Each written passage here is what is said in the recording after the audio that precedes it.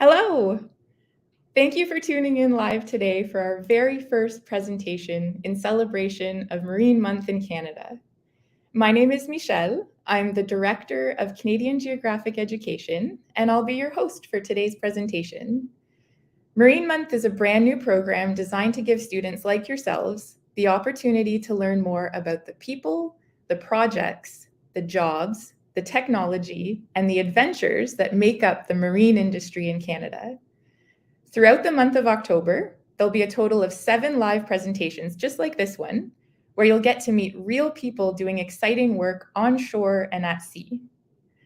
I'd like to acknowledge that the people you will meet and the projects and jobs you'll learn about reach across all of the distinct traditional territories of First Nations, Métis, and Inuit peoples. I respectfully express gratitude for their stewardship of the lands and waters we're celebrating today. I'd also like to acknowledge that and thank our partners at the Canadian Marine Careers Foundation, who made it possible for us to share the Marine Month program with you. And with that, let's get started with today's presentation. For those of you who are joining us via YouTube, put your comments and questions in the chat, and I'll make sure to highlight them during the question period. Today's presentation is all about the Canadian Coast Guard, and I have with me a very special guest who works with the Coast Guard, Mr. Terry Villeneuve, who I'm going to bring on screen. Hi, Terry. Thank you so much for joining us today. How are you doing? Great. Hi, Michelle. Thanks. I've always admired the diversity of programs offered by the Coast Guard, and I'm really excited to learn even more from you today. So I'll bring up your slides and you can take it away. Great.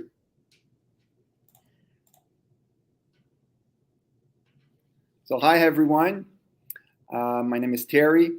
I joined the Coast Guard 20 years ago through the Canadian Coast Guard College, which is located in Sydney, Nova Scotia, not Australia. That's in Cape Breton, Nova Scotia. So during the 4-year program, I've earned an internationally recognized certificate for navigation and also a university degree. I get to visit amazing places across Canada on board the fleet and living incredible experiences, especially in the Arctic. And during my regular holidays, I got to travel abroad on my own time, which was pretty awesome. Then after 12 years of fleet, I decided to move in the office, and now I worked supporting the icebreaking operations and some innovation projects. Here I am 10 years ago. I got to work on my favorite ship, the Amundsen, which appears on the Canadian $50 bill. Each summer working on the Amundsen, I got to work with scientists and professionals from around the world working on cool stuff. And the schedule was more or less 4 weeks on board and 4 weeks off at home. Working on ships really gave me a really good sense of awareness about safety and security. Here's a video to give you an idea about the work that the Amundsen does.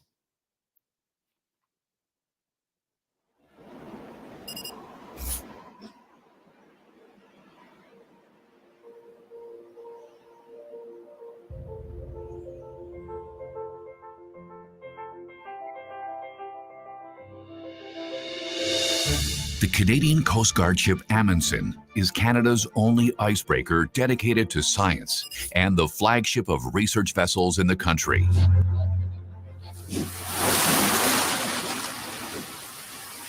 The Amundsen is a state-of-the-art research platform, providing access to the Arctic Ocean to Canadian and worldwide researchers, experts, and students since 2003.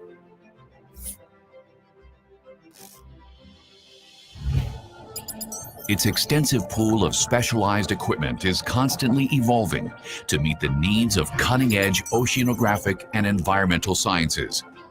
The ship currently hosts 85 advanced scientific systems and 22 onboard and portable laboratories.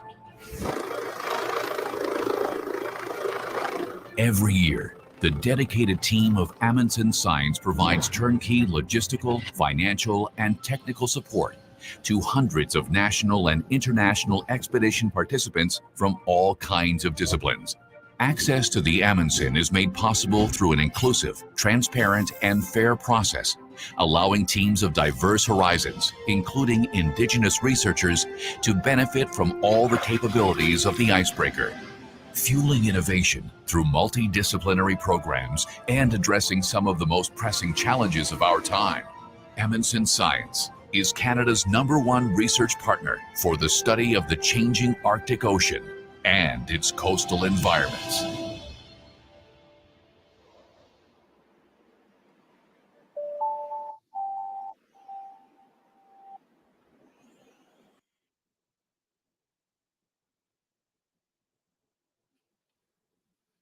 So navigating with the Canadian Coast Guard, obviously I navigated mostly in Canada, which, as you know, is the second biggest country in the world, bordered by 3 oceans.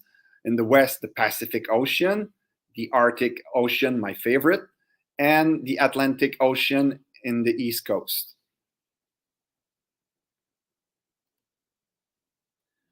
Here, I have a little quiz for all of you.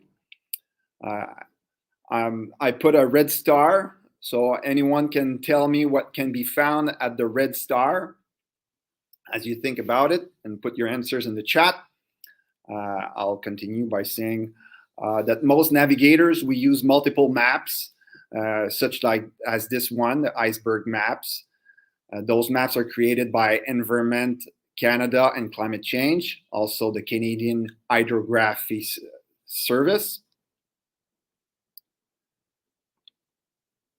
So as we wait for the answers. And so, yes, this iceberg map depicts all the numbers of icebergs with their approximate position. So if you've guessed that this is where the Titanic sank, you were right. As you can see, that's 15 April 2012. That's exactly 100 years after the Titanic sank. And then you can see with climate change, global warming, the iceberg are used to go as far as low as the southern latitudes. Now, winter in eastern Canada. The blue stripes represent where the ice can be found, and the red-orange lines represents the main corridor or the ship's movement. So each vessels have GPS beacons that emit their position constantly, and this is an accumulation of their beacons, so you can see where the traffic moves.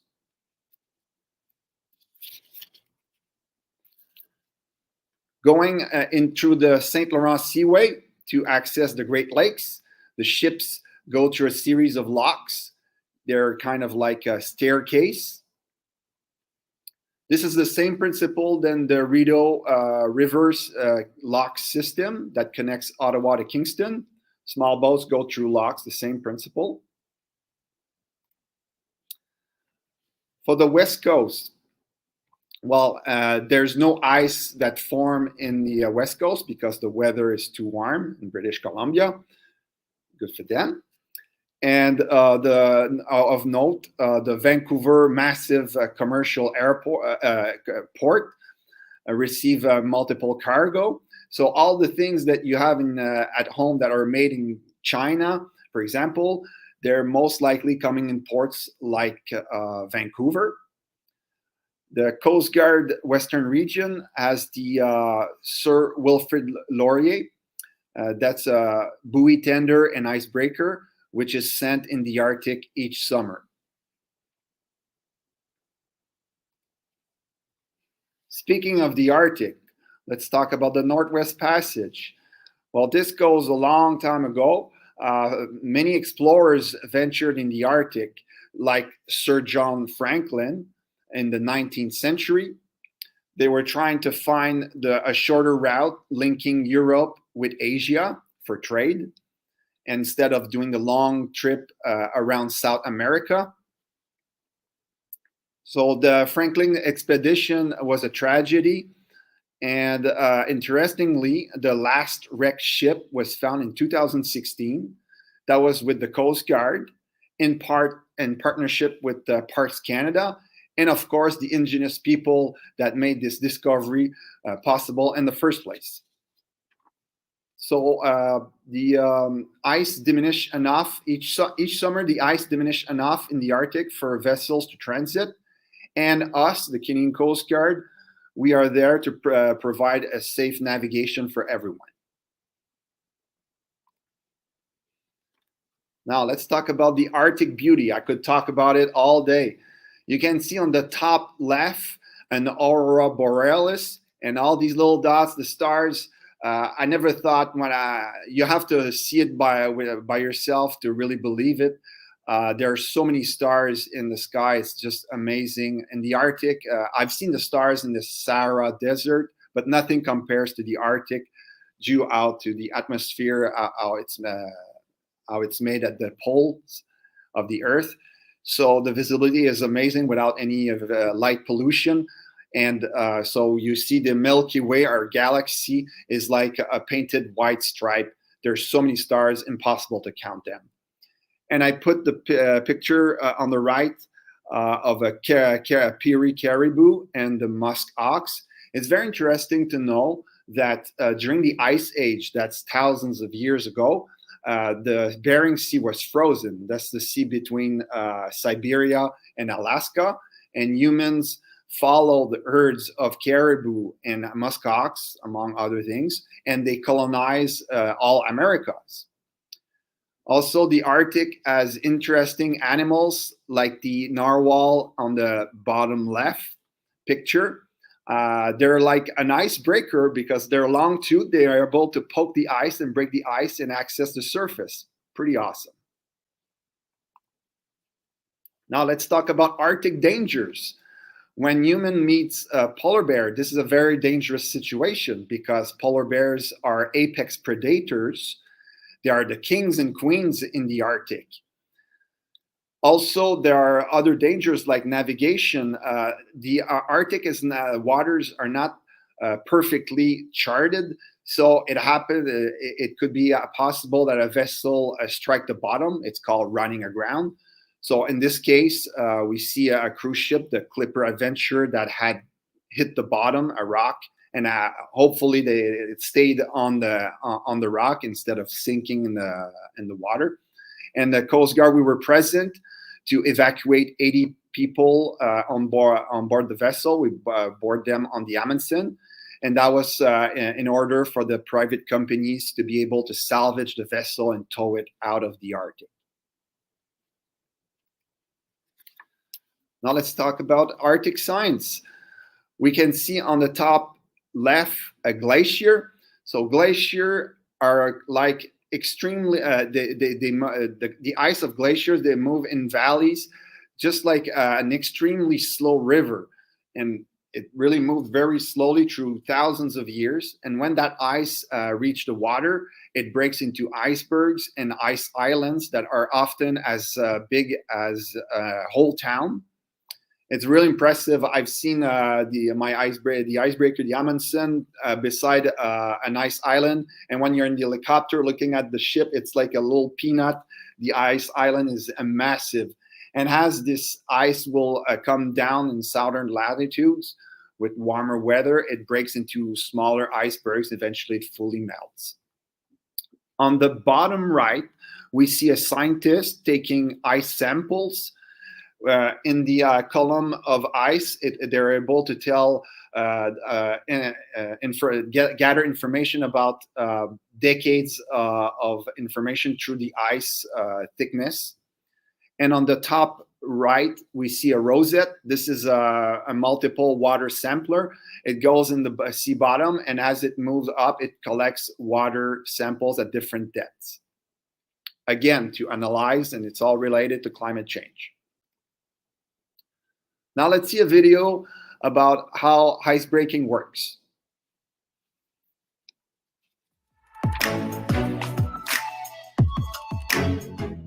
The bow of an icebreaker is curved like the back of a spoon so that it can slide up onto the ice.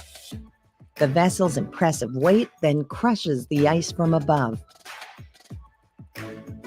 They clear a path for vessels to follow so they can navigate safely and efficiently. They can also free a vessel that's gotten stuck in the ice, or break the ice in a harbor to allow safe access for vessels to navigate in and out. The Coast Guard also uses hovercrafts. Their weight and speed create strong waves that break ice into smaller pieces, allowing wind and currents to clear the ice away. Icebreaking plays an important role in preventing flooding by breaking ice into smaller pieces to ensure water continues to flow. The Canadian Coast Guard's icebreaking keeps crucial marine traffic flowing, protects mariners, and helps resupply remote communities along our Arctic coast.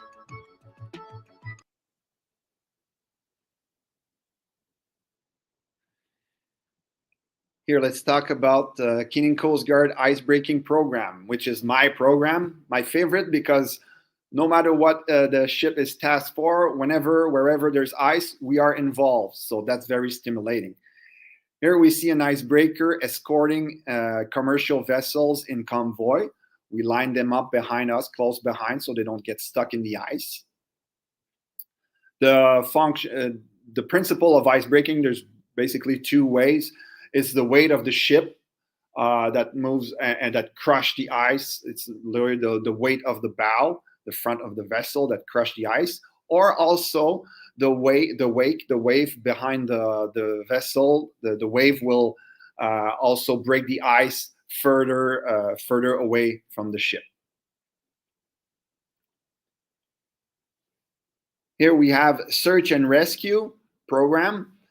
We call internationally it's known as SAR. This is our number one priority in our mandate. We see here a Navy helicopter and a frogman, frogwoman, and a Coast Guard SAR boat. So this is a training. So whenever there's an emergency, we will conduct research for people 24/7, trying to rescue people because an accident can occur anywhere at any moment. Following, there's the environment response program. This is basically when a ship will, in this case, hit a rock. In that case, the ship just sank in shallow water, so we can still see this the structure, the bridge of the vessel. And it happens that the hull was perforated, and if it's an oil tank, well, it will leak out oil or fuel. So we will release the Coast Guard, and with partners, we'll release booms trying to contain the polluants so we can pump it out. So it's the same principle than when we build sand bags wall during floods for properties to protect properties from damage. We had floodings in Canada in the recent years. And also, I wanted to mention the search and rescue program is kind of like the paramedics, but on water. It's like the ambulance, but on the water. Another program that the Coast Guard does is buoy tending, the aids to navigation. So buoy tending, here we can see a buoy being serviced. Either it drifted away and we're going to reposition it, or sometimes we need to change the chain length due to seasonal water level change. It's kind of like road signs in the city to direct cars in the city. Also, we have the Marine Communication and Traffic Services. So the communication and traffic control is kind of like between airports. We have air control. There are air control that will direct airplanes between airports. The same is true on the water, and it's us, the Coast Guard, that will administrate the movement of vessels. Yeah. We also will do hydrography. This is using echo sounding beams. We will map the seafloor. So the reflection of the beams will give us information about the water depth that allows us to create charts. You can see the analogy of this. You can see this as potholes in the city. Your parents, when they drive their cars, they're trying to avoid potholes. I don't know if you ever crashed with your bicycle, if your front wheel got stuck in a potholes. I know I did when I was a kid. Now, to give you an idea about the life on board a fleet, you can see it as a tiny village jam inside a floating building. It's really like Star Trek, the vessel in Star Trek. Usually we have three sectors. The engineering, we can see the engineering is in charge of making sure the ship systems work properly. On the left, we can see the young lady, most likely reading an oil dipstick to see the level of oil for an engine. The logistic crew is in charge of resupplying the ship, preparing meals, cleaning the vessel. Here we can see the gentleman in the middle cleaning the kitchen. And the kitchens are usually made with a lot of stainless steel. It's pretty neat. And last but not least, the navigation crew, which is in charge of piloting the ship and also small boats operation. We can see here the navigation officer in front of a radar, electronic chart during navigation. So I can talk about the Canadian Coast Guard College that I joined. We can see here cadets in their uniform like mine. And on the bottom, we can see the college harbor.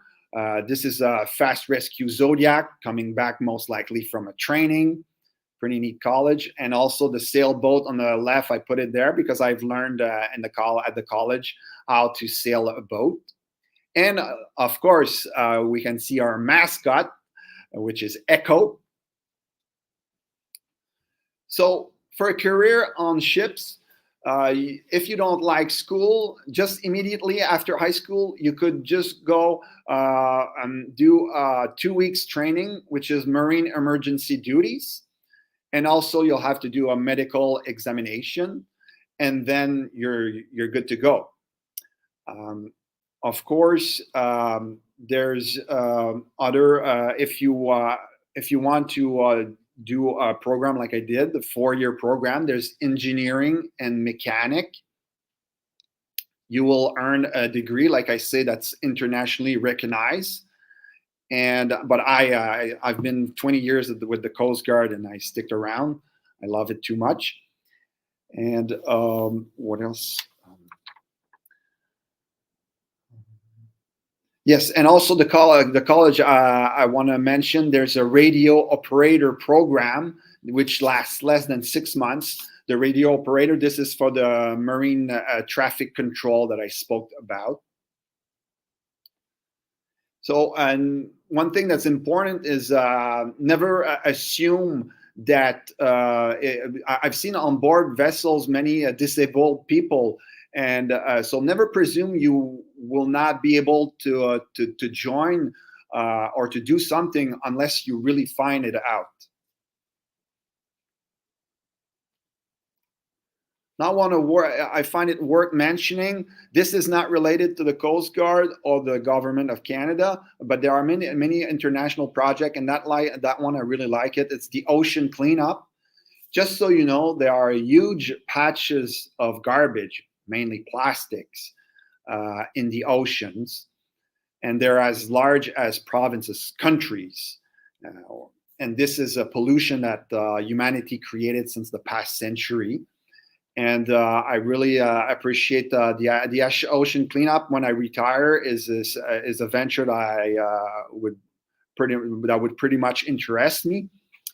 And of course, with my experience that I gained with the Coast Guard, it would be easy for me to apply on board their vessels or get involved in many ways. Now, knowing that the Earth's surface is covered by 71% of water, and that many major cities are bordered or close by the sea, I mean, it's part of human history. Everything connects to the oceans. So when you become passionate about the sea, you connect with the whole planet. The Coast Guard, we need scientists, and the Department of Fisheries and Ocean that the Canadian Coast Guard is part of. We need scientists in different fields. We need programmers, coders for the IT that supports all these systems, and also engineers.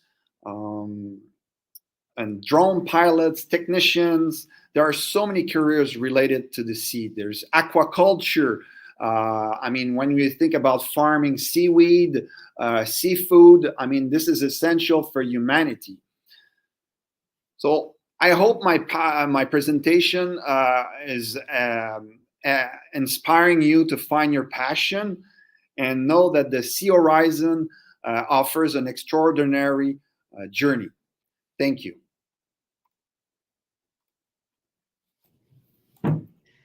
Thank you very much, Terry. That I don't know how you fit all of those projects and responsibilities into a 20-minute presentation. It's incredible the work that the Canadian Coast Guard is involved in, and it's just thank you very much for that wonderful overview. My pleasure. We've received some good questions in the chat, so I'd like to share those with you. Good. So the first question is from Kristen, and she's asking, why is the Amundsen your favorite ship? Well, this is an easy question for me. It was so busy on the board. Operations like don't stop. We had scientists from University of Manitoba, of Laval, Université Laval of Quebec, scientists from all over Russia, Japan, Europe. I dealt with so many different people, and we were doing, sometimes we would search the ice, sometimes we do avoid the ice, and there's so much happening, the small boats, fan boat, going on the ice for the scientists to collect. It was very stimulating, and and it's a larger ship too, and it's really fun. You have to maneuver the ship too. I really enjoyed it. Well, the photos are fascinating. I have never been on a ship that big, and I can't imagine what the feeling must be like when you step on board. We have another question here from Lindsay, and she's asking, do you have a favorite memory or a moment during your time working with the CCG? Well, which one to pick? There are so many, to be honest. But I'll mention one time. This was very unique. We were in Labrador Sea, and during a storm, and this was really like in between Greenland and Newfoundland and Labrador. So in the middle of nowhere at night, I'm doing my watch navigating. It's raining like sideways. It's a storm, and but anyway, and I saw this this falcon, this little falcon that came, and he was all, and I took a picture of it, and it was really cute to see that in the middle of nowhere, this bird alone, in the middle of nowhere, that came and rest on our ship, and it's these moments that it's fun. It kind of it makes you think that wildlife and humans have to experience the same thing and get through it the same way. Exactly. We have another question from Kristen. She's wondering, is there ever a situation where the ice would be so thick that an icebreaker couldn't get through? Of course. We sometimes it happened with the Amundsen. I remember one time that was really funny. The ice was so thick that we put full speed to get on the ice to try to break it, and the vessel went up and then it went, and then we went back. So it's like a whole, imagine your whole building, your whole school, you're inside the building, and then we're moving up, and then it's like tilting because the hull is like in curve, and then it just went back and the ice didn't break. So we just went backwards. Yeah. I have a question. What does it feel like when you're like on a ship that's breaking ice? Like, what's the feeling that you get? Yeah, well, I'll give you the three levels. Like in a building, just like in any building, that's like being on a ship. And then when there's a little bit of sea, it moves a little bit. And if you have rarely, but it happens that we have big waves, and it happened like it really like shake. And when you're in ice, though, when you break ice, there's less wave. The vessel will not tilt as much. So you get like less seasick for those who can be seasick. But what happens when you break the ice, it's like shaking. It's like a bird cage that you would shake. So you're like kind of always like this shaking, and because you're breaking the ice, and the propellers are going in the ice, so everything is just shaking. Oh my gosh. Do you have to secure yourself when that's happening? Well, not necessarily on ice. Yes, we'll secure stuff, but we don't strap ourselves or anything like that. That would be like, to be honest, the real extreme situation where you would have to strap yourself is on a smaller search and rescue boat, and you're in like massive storm waves, and it's crazy. Like that would be very rare. We have a new question from Valeria. So she's asking, what first inspired you to join the Coast Guard? Easy question. I always I wanted to join the Air Force. I always dreamed to fly, and I did all the tests, and my eyesight, my school grades, everything was great. But I have a disease, and I take a medication every day since I was born.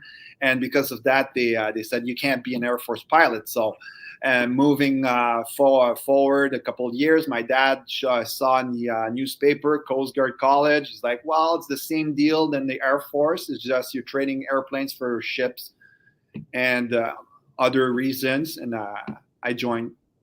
Oh, well, it is true. Like there's, I think a lot of students think about the Air Force as like that's really neat. I'd like to join the Air Force. But as we saw today, like there's just so many opportunities. Well, the Air Force is very selective. It's really hard to get in. But the Coast Guard, we're very much more inclusive. And we're civilian. We're not military. The Canadian Coast Guard is civilian. So, and it's very inclusive to a whole bunch of people. And even with disability, I've seen a guy with one leg, and it's very promising. Like I'm not selling it. It's easy to sell because the Coast Guard is really fantastic. There's opportunities for everyone, it sounds like. Mm-hmm. All right, I think we have time for maybe one or two more questions.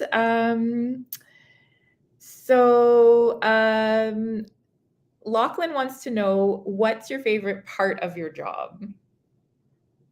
Well, now my job is different in the office. I get to do these presentations, which familiarize people and get involved into innovation projects. It's very interesting for the future. When I was on the fleet, well, I got to literally maneuver the Amundsen. Like, this is so awesome. So easy. And yeah. I see some questions like how many vessels the Coast Guard have. We have a YouTube channel, and we also have a website. You can go through it, and you'll have all the information is there. By the way. Mm-hmm.